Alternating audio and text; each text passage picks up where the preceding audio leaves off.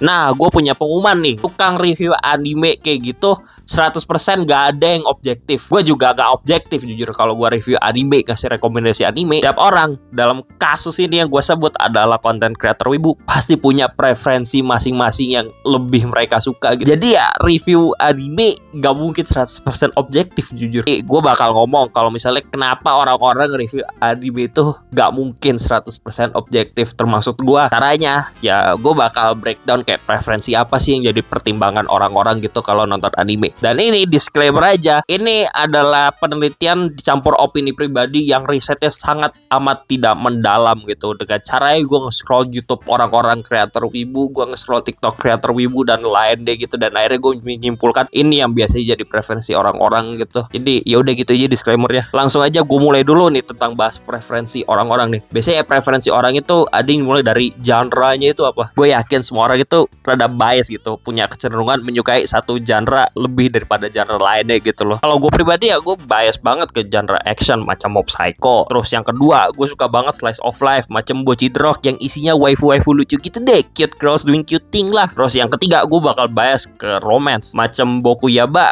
ataupun ya drama macam Skip and Lover. Kadang juga gue suka fantasi sama misteri. Tapi kalau nanya ke gue tentang anime sports olahraga gitu secara serius, kemungkinan besar gue nggak bakal suka gitu. Makanya gue jarang banget bahas acara olahraga di platform gue, misalnya kayak TikTok. Terus orang lain dalam kasus ini adalah content creator wibu, pasti punya bias, punya kecenderungan lebih suka genre yang berbeda lah dari gue. Kan gue suka action gitu, kemungkinan ada content creator lain kagak suka action, mereka lebih prefer anime slice of life di nomor satu mereka. Ada yang lebih suka isekai lah daripada gue yang isekai casual, bahkan gue kurang suka. Ya pada akhirnya content creator wibu ini tetap punya biasnya masing-masing gitu loh. Lu lihat aja review animenya mereka, lu lihat kontennya, lu bandingin deh, itu lu bakal ketahuan dia bakal bias genre apa. Dan lu juga kalau ngeliat konten gue, ya gue jelas lah bias ke genre action seperti yang gue bilang tadi. Dan preferensi genre ini juga gue belum memperhatikan demografi lah, macam kayak shonen lah, shoujo lah, terus josei lah, terus seinen lah, gitu-gitu deh, karena makin ribet lagi kalau ke situ. Tapi akhirnya nih demografi ini kayak ya udahlah,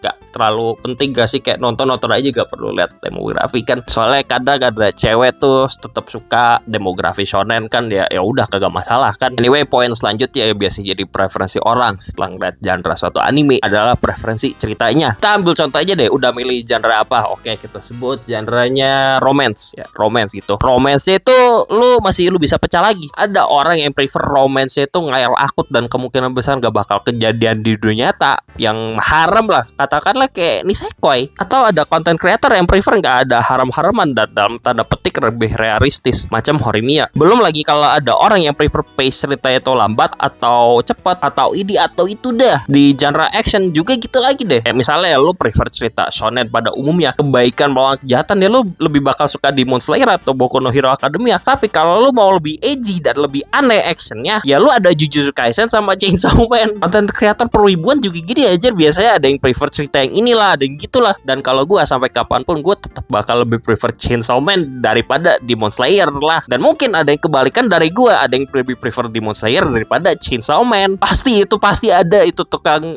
content creator wibu yang lebih prefer Demon Slayer daripada Chainsaw Man, dan itu ya kagak masalah. Namanya juga ya perbedaan selera dan opini orang lah. Anyway, ini terakhir yaitu preferensi art style suatu series. Contoh gampangnya itu Jojo. Art style di Jojo bagi gue tuh bagus dan unik banget, dan emang valid karena ya collab sama Gucci, dan juga gambarnya Jojo ya ada di Louvre, Prancis. Ya, makanya keren aja art style Jojo itu, entah di manga atau animenya, sumpah itu bagus banget dah. Tapi kalau lo gak suka art style di Jojo, gue hujat sumpah. Kagak, itu bercanda aja, biarin kok, gak apa-apa. Jadi ada juga orang yang mempertimbangkan art style suatu anime lah sebelum nonton anime. Sehingga dari itu tadi simpulannya apaan sih? Simpulannya ya dari itu tadi, tiap orang punya preferensi, entah preferensi cerita, preferensi genre, preferensi art style. Semua orang yang review anime kemungkinan besar gak bakal bisa 100% objektif jujur. Mungkin lu juga yang nyari review anime ya udah bias juga gitu ke satu lain hal gitu loh. Misalnya ada content creator A ngomong Bocchi the Rock itu anime bagus, lu setuju sama content creator A. Terus ada content creator B ngomong kalau misalnya Bocchi the Rock itu